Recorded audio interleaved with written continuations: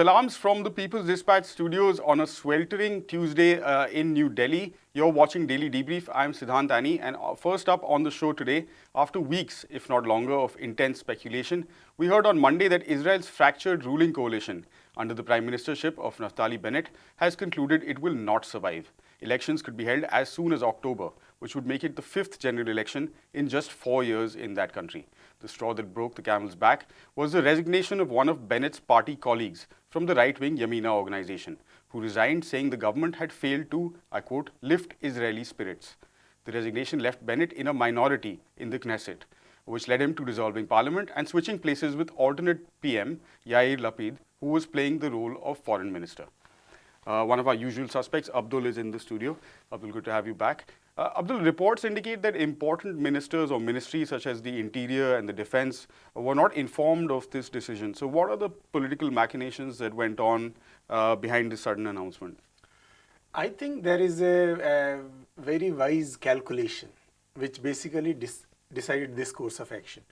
The settlement law, which the Naftali Bennett government failed to pass earlier this month in the parliament because of the opposition from within its own coalition, gave an opportunity to it saw as an opportunity because if the law is not passed as it is from the current parliament, they will have to basically face a lot of trouble in Israel, primarily given the sentiments regarding right-wing consensus regarding settlements and all. So since they knew that once the parliament is dissolved, the law will survive for next 6 months. And that will give them a kind of an aura of some sacrifice, which they sacrifice the power to save the law. That is exactly the calculation which basically has prompted this particular decision, sudden announcement. Because as you rightly pointed out earlier, when Salman resigned and other members from Yamina and other right-wing parties within the coalition threatened to resign, claiming that this government is not right-wing enough. They were still trying to make some adjustments within the coalition so that the government can survive for another 6 months or so. But I think this settlement law, and in particular that related to settlement law, the role played by the opposition provided the ruling coalition a golden opportunity, which they have tried to use this. And because this had to be exploited as soon as possible, I think that is the reason that they did not think of consulting the other members of the coalition and other members in the government as well. So that's it. That is what we can guess at this moment. So in a sense, similar to the moves played by Imran Khan in Pakistan maybe a few weeks, months ago. There it was an international pressure which basically has, again, sacrifice. The element of sacrifice. That common thread. Yeah, exactly. Right. So Benjamin Netanyahu, who's been a two-time prime minister himself, is back in the news, saying that his Likud party will come back whenever elections are held and form a new government with nationwide consensus. What is the overall political scenario at the moment? As far as the polls are concerned, so far Netanyahu's party, Likud, may emerge as the leading party as it is now, 30 members. The polls say he will yet not get the majority. Right. It means most probably if there is an election tomorrow, it will be a hung parliament. Sorry. As far as today's calculations are concerned, if you see the larger coalition which is ruling has the members from Arab Party, members from the Left Party. This move, this sudden election, the calculation is this: if the resolution is passed in the parliament for the fresh election, the ruling coalition will have 6 more months, October elections, around 5-6 months, to basically prepare for the elections, and that preparing on the ground that they saved the settlement law, saved occupied settlers from chaos and all, will play a major role. But one of the partners in the coalition, which is the New Hope, is the only party which at this moment looks weak. Otherwise, by and large, the polls are predicting that all the parties will retain their respective support bases, Right. except for the New Hope, which will struggle to survive if there is an election tomorrow. So Netanyahu will try hard that elections do not happen at this moment. His attempt will be to basically defeat the resolution, which is to dissolve the parliament and form a government without elections. If that is possible, and that theoretically it is possible, given the fact that New Hope is also not very willing to go for election, and it has exactly six members. Right. Netanyahu's coalition has 55 members, and they exactly need 6 seats. Right. So if they get this New Hope, if they make him, Gideon Sar, shift his alliance, then anything can happen. Yeah. So not necessarily a done deal yet. That vote still has to pass, as Exactly. Abdul mentioned, in the Knesset to dissolve Parliament, and then we'll see what happens next. But what it seems like is a desire or a push to be further towards the right, is what we're Of understanding. course, that is each election in last 10 to 12 years in Israel have played a role, basically shifted the larger political discourse in Israel towards right. So what was extreme right in early 2000 is today seems moderate right. Close to the center. So that is how it is. All right. Thanks very much, Abdul. Moving on now, more than 50,000 rail workers will strike on Tuesday, Thursday and Saturday in the United Kingdom over pay freezes and job cuts. It's the biggest rail strike in Britain in 30 years. And unions are calling it the start of a possible summer of discontent, with teachers, medics and even members of the bar moving towards industrial action. Mick Lynch, the Secretary General of the Rail, Maritime and Transport Workers Union, the RMT, said, and I quote, faced with such an aggressive agenda, cuts in jobs, conditions, pay and pensions, the RMT has no choice but to defend our members industrially and to stop this race to the bottom, end quote. The RMT union is asking for a pay rise of at least 7% to offset the rising cost of living, but it says employers have offered a maximum of just 3% on condition that they also accept job cuts and changes to working practices. British households, as we already know, are experiencing the biggest economic squeeze in decades, with surging fuel and food prices, almost double-digit inflation, and average wages stagnant at 2006 levels when adjusted for inflation. Prashant joins me now to discuss this strike in more detail. So, Prashant, we had Striketober in the US, which had some important victories, but also the usual backlash. Now this possible summer of discontent, as they're calling it in the United Kingdom. Workers, we've discussed several times, have faced the brunt of the pandemic and also sort of struggled, worked through it to make sure essential services are still provided to the people. Now are we seeing organized labor kind of fight back against decades of anti-worker economic policy? Right, Siddharth. Of course, another key aspect here is how the pandemic has also played out and how governments across the world are using the pandemic to cut costs and introduce more austerity policies when exactly the opposite should be taking place. Now, the union has made it very clear that one of the main issues that sparked this current round of discussions and agitation was actually the decision by the Conservative government in the United Kingdom to cut £4 billion of transport, especially the rail network and stuff. So this this cut of £4 billion has pretty much forced the agencies, the organizations they're negotiating with, the 13 operators and Network Rail, to institute a series of policies that described it. They're cutting down on pensions, they're cutting thousands of jobs, cutting safety inspections, they're attacking terms of work, closing down ticket offices. So there are a variety of steps these companies are taking. So this is not only a pay dispute, although I think some sections of the media are also painting it that way. So pay is one aspect of it, but this is also a resistance by the unions, the RMT union in this case, to what is a comprehensive package of policy which is designed to consistently whittle down the transport network, which is used by millions of people across the country. So that's really ultimately the heart of the issue here, and I think the government, although it could have played a much more proactive role, it has failed to do so. It has sort of said that, hey, this is between the companies and the unions. It has, engaged in the usual rhetoric of blaming the unions, saying that, the unions are bureaucratic, they're rich people, they just sort of, all the typical anti-worker and anti-unionization rhetoric that we've gotten used to hearing. All of that is being repeated by the government. But the important thing to note is that workers are actually losing out their pay by going on the strike. So it's like strikes across the world. These strikes are not things workers do out of, For the just fun for of the it. fun of it or whatever, because they're lazy, which is how the government and media often likes to portray it. So this is a very important protest strike because the numbers are huge. Like you said, it's a 30-year high.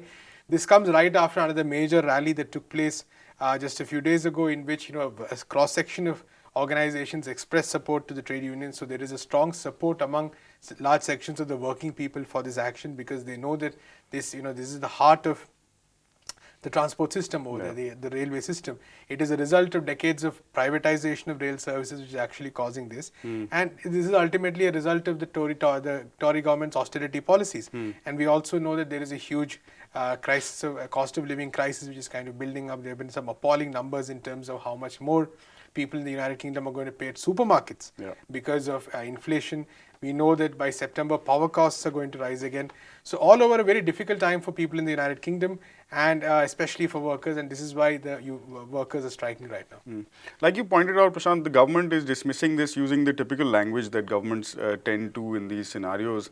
But isn't this sort of forcing the workers' hands? What other options do they have at this point? Right, I think which is what the union has time and again emphasized. There have been multiple rounds of negotiations, and the unions are very specifically pointing at the government and saying that the government could definitely have done more. In fact, they're also critical of the opposition, which is the Labour Party. Important to note, it has not stood up as much as it should have. It has taken a bit of wishy-washy stand. But clearly the emphasis really is on the government, starting with the fact that the £4 billion cut took place, point number one. And more importantly, point number two, it could have been, it I think was in a position where, one of the agencies, that is Network Rail, could have given a slightly higher pay package. But then they sort of intervened, and I think they gave the indication that the others could not do so. So it is a very complicated negotiation. But the fact that the government could have taken a definitely more proactive stance. However, you cannot expect this government to do that, because this is a conservative government. This is a conservative government which has continuously emphasized the fact that it wants to spend less. It does not want to invest. So we do know that recently, when Boris Johnson faced a no confidence motion among his own MPs, he came out, and the thing he kept emphasizing is that we are going to spend less, we are going to spend less, we are going to bring tax cuts. That's what he kept emphasizing. So, so this is not, and if we talk, for instance, about, say, welfare measures over the past decade or so, we can see a massive cut in welfare spending in the United Kingdom under successive conservative governments. So this is not really surprising at all in one sense, although it does not make it any less disturbing or appalling, because I think what we have seen is that what the pandemic really taught us was how decades of these austerity policies have failed time and again. The health system was left in tatters. Even in a country like the UK, which has a good one, relatively good one in the form of the National Health Service or the NHS. In other countries, the health system is even worse.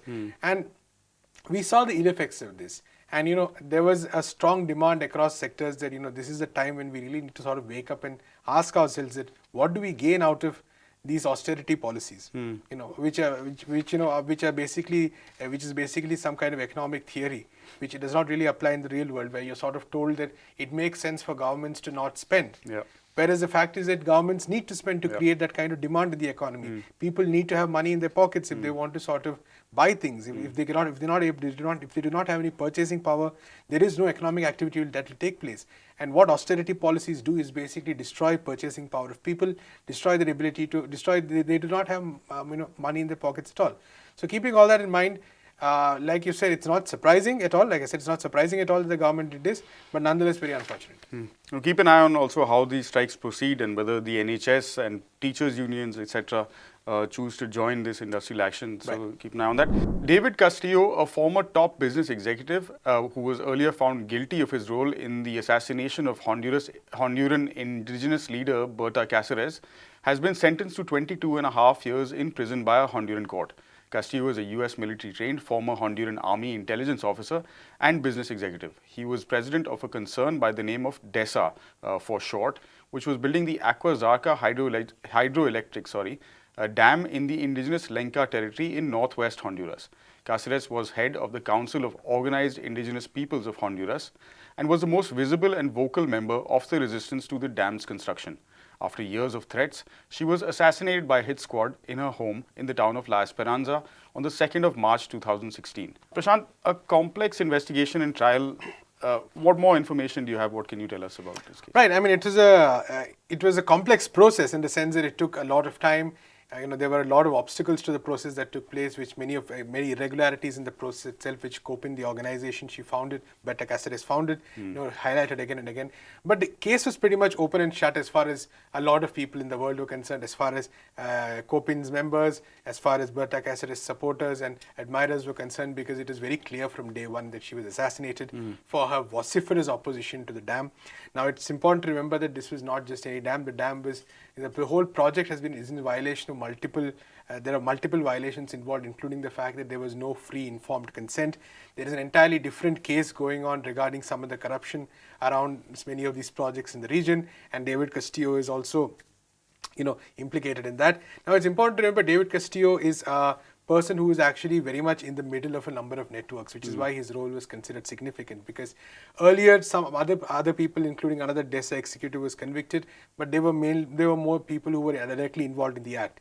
And Castillo was considered to be the link between the people who directly committed the assassination and what are called the intellectual authors of this crime. Right. And Castillo was a West Point graduate. He served in the Honduran army. He was ex-CEO. He had links with a variety of business, political and military related interests, and it was the intersection of all these three interests that led to the assassination of Berta Cáceres in 2016. Now, also important to remember that this was not just she was not just an environmental activist. That is a very important part of her work, but she was also a very important part of the resistance that emerged following the 2019 coup in Honduras, where Manuel Zelaya was overthrown, and then there was a series of extreme right-wing governments which came to power until very recently Xiomara Castro was elected as the president of Honduras. And during this period from 2009 onwards to very recently, we saw this extreme impunity, this growth of right-wing violence, Honduras becoming an extremely dangerous country, the people growing impoverished. And Berta Cáceres was a voice who spoke out against all this, who was a beacon of hope, who was an icon for all these resistance movements as well. So it was a very clear plot to assassinate her, and like I said, it was a confluence of business, military and political interests, and David Castillo was actually kind of the coordinating link between all these interests. So it's very essential that that trial, for many activists, for Kopin, it is very essential that that trial took place. 22 and a half years, yes, it's a fairly long sentence, but the important thing I think Kopin has stressed, many other organizations have stressed, Berta Cáceres supporters have stressed, is that this is not the end of the process, because even David Castillo is not at the top of the ladder which led to this assassination, because there are many more powerful and rich interests, including the Atara Zabala family, who are very rich family in Honduras, who are stakeholders in DESA, who are believed to have been, many have said they are the intellectual authors of this crime as well. They have not so far been brought to trial. Many other rich, powerful people in Honduras as well, who may be involved in various ways. So there are many more people who, there's much more as far as this case is concerned, which is why I think Kopin has also responded. Berta's daughter, Berta Zuniga, all of them have responded saying that this is a positive step, but this is definitely not the end. Beginning, perhaps. I was in fact going to ask you that a little bit. It's been a 6-year struggle for justice. Is there a sense of satisfaction, or obviously, like you mentioned, it's not the end, and the struggle will continue to actually perhaps ascribe blame to all those in the establishment that were guilty in this case? Absolutely right, and this is very important, because this struggle is not only of one hydroelectric dam, it's also of a larger developmental perspective that is involved, where people who are living in the region where such projects are being built are consulted. So for instance, this region where the dam was being built holds spiritual significance for the Lenca people, the indigenous people over there, and that was one of the reasons they have been always opposed to it. And the main issue was that they were not even properly consulted, as opposed to ILO Convention 169, I believe, which Honduras has signed on to. It is one of the demands of the convention that there is free informed consent. That did not take place. So this is just one aspect of the struggle, and it's not just an environmental activist struggle, so to speak, it's also a political struggle. So equally important to know, for many of these movements, these two struggles are very closely connected. The fact that as long as these kind of right-wing governments remain in power, like the government of Juan Orlando Hernandez, who was the previous president, who has now been extradited to the United States for indulging in drug trafficking related crimes. As long as people like him remained in power, there was no real possibility for any kind of meaningful justice, any kind of meaningful advance on some of these demands and environmental movements had. So a lot of hope also coming due to the fact that Xiomara Castro has become the president. There is a lot of expectation from her government as well. But like we discussed yesterday in Colombia, this is not going to be an easy process. There is a lot of, the right wing in many of these countries is very powerfully entrenched. Yeah. The oligarchs, the business families that are there have very, very powerful roots. They have a lot of influence that extends beyond. So it is not just enough for the government to be progressive, so to speak. There is also a need to dismantle many of these networks, which is a much more longer and more difficult process for many of these governments as well. So which is why I think there is a sense of say one step having been achieved, but definitely, like I said, many, many more to go for COPIN and for justice for Berta Cáceres. And for the Xiomara Castro government Absolutely. as well. Absolutely. Thanks so much, Prashant. That does it for this episode of Daily Debrief from Prashant, myself, and the entire team here. Thank you very much for watching. You can get more details on all of these stories from our website, peoplesdispatch.org, and do give us a follow on the social media platform of your choice. We'll be back same time, same place tomorrow. Until then, goodbye.